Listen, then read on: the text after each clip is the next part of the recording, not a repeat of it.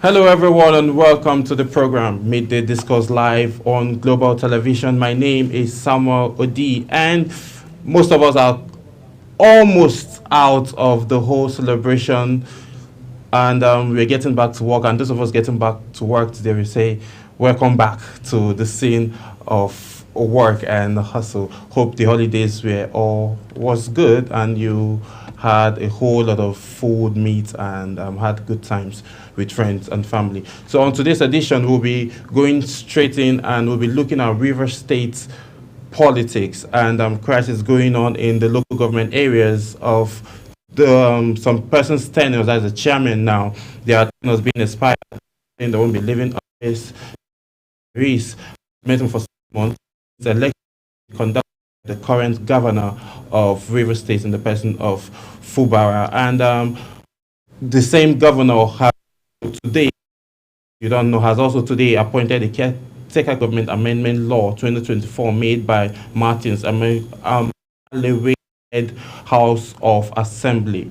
Yes, so this is what has been going on since the amendment of the law and saying they are not going anywhere because election has not been done, and Fubara wanting them to leave, and Fubara supporters saying they are trying to protect the law and order and also protecting government properties and not letting those chairmen who their tenure has expired still remain in office. Before we dive into this conversation deeply, I have my guest in the studio in the person of Mr. Joshua Chukwu. Thank you for joining us on today's edition Midday Discuss. It's a pleasure. Yes. To be here. Yeah. So let's look at what's going on in River State now. Tenure has expired. Some persons are saying they can't leave because there's an amendment of the law that says since an election has not been conducted, they still have 6 more months to remain in the office. And Fubara, on the other hand, went ahead to appoint a 23 committee caretaker of this local government. What's your reaction to that? Those saying they are not leaving because an election has not been conducted, are they right despite the fact that their tenure has expired? Well, I wouldn't want to give a straightforward answer because I think I'll be right to say that we know what's going on there. On one hand, the outgone, so to say, chairman, they might be right. Then on the other hand, the incumbent governor is also right. Why do I say that? You know, the outgone chairman, they could have possibly stayed longer than their tenure if there was to be, should I say, concessional agreement with the incumbent governor. But at the same time, I think because of the hoas that is going on in the states, the governor is really proactive to avoid anything that tarnishes leadership in the state. So I think it would be best for this outgone chairman to vacate for the peace of the state to continue. Okay, to vacate despite the fact that no election or whatsoever has been done. You know, do you think it's why most of these local government chairmen being said are loyal to the former governor of River State, Winston Wike? Do you think Fubara is trying to get hold of his city and then take away those that are not totally in support of him, despite the fact that because of the singular fact that he and his godfather are having this clash or crisis for the past few months coming? Okay, I'll be right to also say that Fubara should take hold of his state. He's expected to really take hold of his state because he's been elected not to be a servant to a predecessor. He's meant to serve the people of River State. And if the past governor had really focused on his current job, we won't be having these issues. And then I'd like to take you back to the previous statement you made. You said, despite the fact that elections have not been conducted. Now, this will bring me back to my earlier statement, which is if there was to be a concessional agreement, we'll be having this crisis.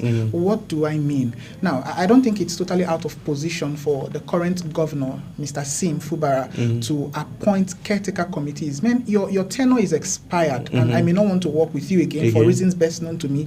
Let me appoint people that would oversee the affairs of the local government while I work towards conducting a fresh and credible election. Now, on the part of the local government, they should cede to this decision by the governor of, should I call it politics now? So if this current chairman, if they vie for their retainment, which is not totally out of position, if they meet the expectations of the people and then they are re-elected, Fubara should work with them. I mean, these people should be elected by the masses. Of course, we know how the Nigerian politics works today, right? Not those that are in office are actually wanted by the masses. But if they can, one way or the other, strategically scale through the election process and then get retained, then Fubara has no option than to work with them. While he's working with them, he should have a keen eye on them. So his goodwill for the people of Rivers State will not be tied.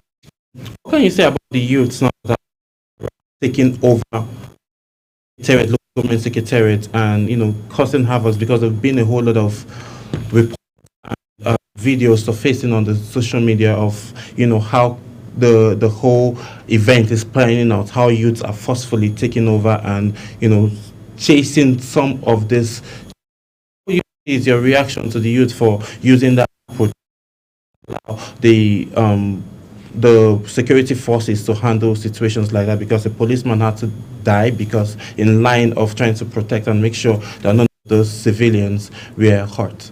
If the security system of the state, Rivers State, I wouldn't want to be extensive now, but if the security system of Rivers State were to be apt in carrying out their duty, I don't think this would have escalated to this very extent. Now, I don't think I'll be totally wrong to say also that maybe there are levels or dots of compromise within the security architecture of the state. So the youths, I believe, are taking things, taking laws, let me put it that way, into their hands to ensure that normalcy is brought into the politics of the state. But on the other hand, and I'm wondering now, are they really fighting for the people of Rivers State, or they're just fighting for one person, which could either be Fubara or his predecessor? I would be much more pleased if the interest of the people is placed at the forefront of whatsoever agitation is going on. With this, we can have a clear and then concise approach to what we are doing. All right. But at the same time, we are looking at the interest of the people of Rivers State at large. Would this really bring normalcy to the state? If it's a yes, then they should go on. I, for one, I'm not a supporter of godfatherism. Your tenure is over. Why don't you, and you even have a current job, why don't you focus on it? If I was to be a governor and then I want to leave, my tenure is about expiring, and I pick someone that I feel, it's a feeling, it's not a mandate, I feel can continue from my good work, if I actually did well, I'll just present them. Okay, look at the person I'm presenting, screen the person. If you're okay with the person, go ahead. And then once that person enters, I shouldn't even try to come close to his leadership. I trust him to do well. That's why I presented him. Now that he's there, I'll leave him to work. Wike should leave Fubara alone. If Fubara misses his step within the first tenure, then the discretion of states to either re-elect him or kick him out. In the polls. This thing he's doing, yes, in the polls, this thing he's doing is totally wrong. It's godfatherism, and it has to stop. Okay. So now, Fubara now has appointed a whole lot, 23 local government caretaker chairmen this morning. The governor of Rivers State on Wednesday saw a new caretaker chairman for the 23 local government areas of the state. The governor inaugurated the new caretaker chairman hours after House of Assembly led by functional Speaker Victor Jumbo screened and confirmed the nominees. Governor Fubara had forwarded the list of the state's House of Assembly on Tuesday, and the nominees were invited for screening as early as 8 a.m. on Wednesday, according to a statement issued by the clerk of the House, GM Gilles West. So now, he is fast-tracking and not even waiting to see anything going wrong or right, and he has never made mention of when elections would be made. So do you think this is a right approach to tackle this, and then will this put calmness in the city, him going ahead to appoint new caretaker committee members as chairman? Okay, well, I don't think it will totally bring calmness to the system. Let's be frank and sincere. That's because sabotage is already on its way. So let me use your word, he's trying to proactively prevent further sabotage, right? And then he's trying to secure keen attention to ensure that the people of Rivers State get quality leadership. Fubara is distracted. So what he's doing now, I think it's a good one, and I wish he could do more. Just find every means possible within the confinement of the law to dislodge the effect of godfatherism. We saw godfatherism play out in one of the states in the West I wouldn't want to mention, and then we see that it's still in play. I wouldn't want that to repeat in Rivers State. I mean, the leadership should be for the people and not just for one person. All right. So whatever he thinks can be done within the confinement of the law, he has my full support, just like other persons. Okay. Let's digress a bit out of River State politics now. You know, last week before most people went on Salah holidays, the federal the state local government council chairman came out to say that if the federal government agreed or approved the 62,000 naira minimum wage, a lot of local government in Nigeria will not be able to pay. Kogi State are saying they can't pay 62,000 naira. They are going to be paying around 35,000. Lagos State said they would be able to pay 80,000, despite the fact they are paying 70,000 now. Edo is still insisting on paying the same 70,000. So tell me, what can be done now for us to come out from this, this whole crisis of minimum wage this, minimum wage that? What approach, what do you think is the right way to take? And then what approach do you think the government or the federal government to meet the labor union and TUC? Because they are saying that they have not reached an agreement, but the federal government is saying an agreement has been reached. So how do we come out from all of this? Let me come in through this angle. We don't have sincere form of leadership in Nigeria.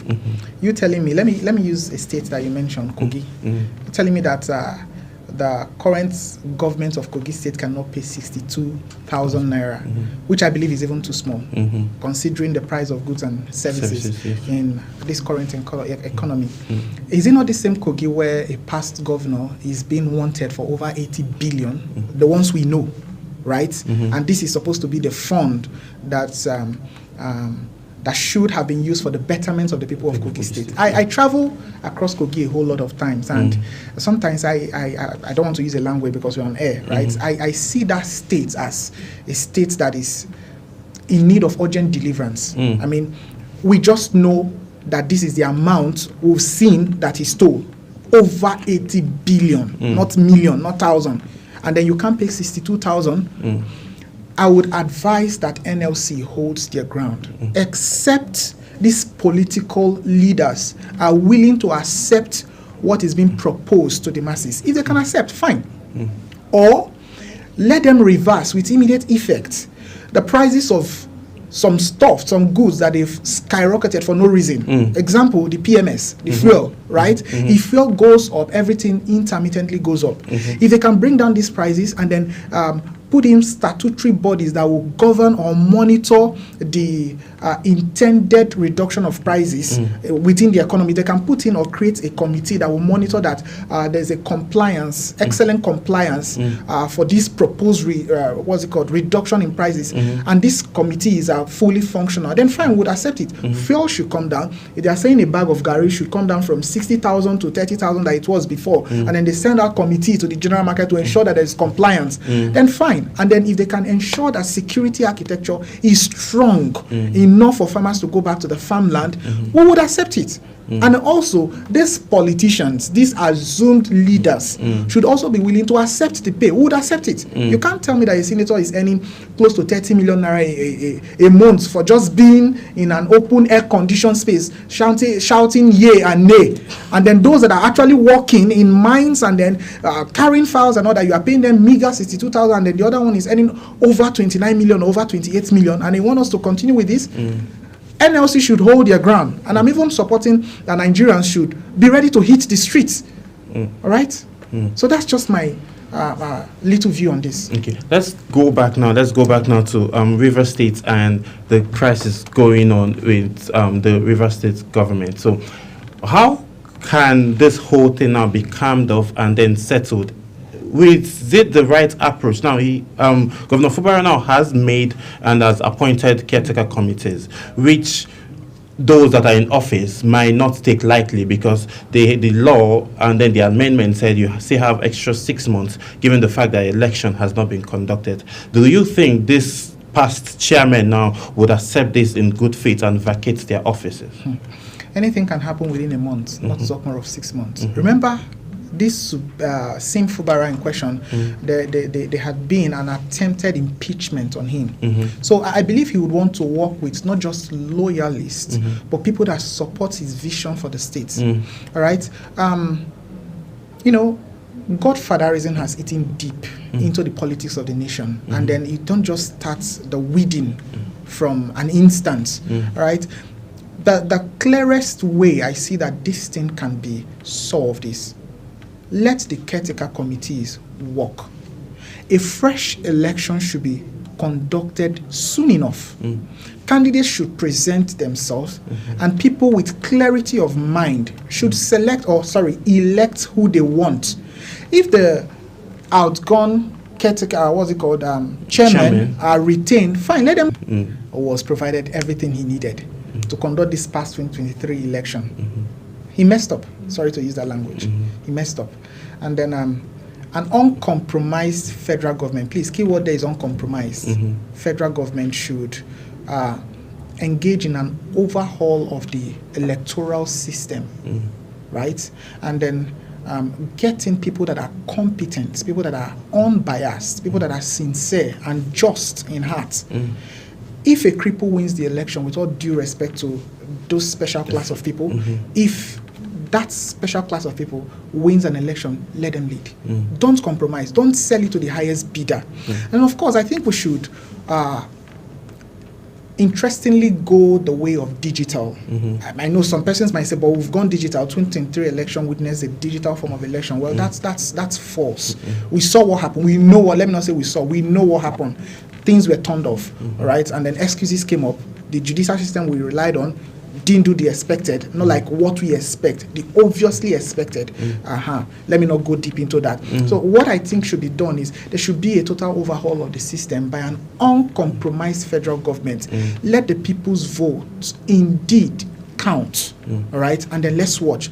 A tenure is enough for us to know if this person deserves another one, all right? And then even if the person does well the first tenure, and then he comes in the second one and decide to compensate himself. I remember a particular president that did the first tenure excellently. Then when we re-elected him the second time, a cartoon was shown where he had fuel increase in his back, like a thank you thing. So immediately he was sworn in, he spiked up the fuel price. All right. So if the person did well, the first one, second one did well, fine. Whoever is bringing on board would support because we trust his judgment. He has shown example. So in a nutshell, there should be an overhaul of the electoral system by an uncompromised federal government, and then they should allow the people's vote to count. But if this does not work, people should be ready to protect their votes by every means possible within the confinement of the law. Okay. We are running out of time, and then let's just get your quick take on Rivers State. Now we are coming back to Rivers State. Okay, what approach now do you think Governor Fubara should take now? Because one, he's trying to, from what we are saying now, he's trying to take away every other person that is not in support of his vision, right? So what approach does he need to take in terms of maintaining law and order and taking these youths off the secretariat in order not to create more havoc? Because I'm sure he's trying to kick off this chairman that their tenures have expired out of office. That's why he went ahead to appoint this 23-man committee. So if this man or this chairman that their tenures have expired, what if they are not ready to leave now? What approach do you think he should use now in terms of taking them out? Because not forgetting, this chairman have a leverage that says, and the law says in Rivers State that they have 6 more months to spend in the office if an election is not conducted. Should they work together with the caretaker committee, or he needs to just kick them out and then work only directly with his own committee chairman that he must have that he has appointed as at this morning? Okay, correct me if I'm wrong. I think the bill that was sent to Fubara for his assent, he declined it. Yes, I think he declined for reasons best known to him. Yes. All right. Now, what I think should be done at this point in time is Fubara should come clean. He can organize something like, I'm trying to get the right word for it, where he has to speak with the masses. Yes, speak to them. Let him officially tell them what's going on in the state. And then he should, as a matter of urgency, tell them that he has two options for both the caretaker committee and then the outgone local government chairman. Yes. You tell them, okay, if you want to stay in power, right? It mustn't go the way of the leader all the time. Yes. If you want to stay in power, okay, be well informed that I'll be conducting an election within the earliest possible time. He can affix a time, even if it's 1 month, it could be 3 weeks, it could be 2 weeks. If he does not want them to stay for that 6 months, because a lot can happen within 6 months, yes. right? He should come clean, tell them, okay, this is what I would do, all right? An election will be conducted within the next 1 month, but you have to work in synergy with the current caretaker committee, all right? So he can have his own interest, not like his own interest, the interest of the people he's representing, which is the people of Rivers State. They should work with, should work in synergy with the caretaker committee and then be ready for a fresh election. Within 1 month. So once the election is conducted, free and fair election, and anyone that is not retained should vacate. At least he has obeyed the law. This thing should not linger further. And then for the youths that are still occupying the streets and then maybe the secretariat, yes. I think he should speak with them as a father. He's not just a servant to the people, he's also the father to the people, right? He should speak with them. Whatever they are doing, they should maintain calmness, no destruction of property. They should just be vigilant, all right? And not just to cause disruption. Okay. That's my little advice. All right. Thank you so much, Joshua. Thank you. Chuku, for coming on today's edition of Midday Discourse. Thank you for your input and really do appreciate you. And that's how much time will permit us to take today on today's edition of the program Midday Discourse. My name is Samuel Odi, and I'll see you all tomorrow. Do have an amazing day ahead. Good afternoon.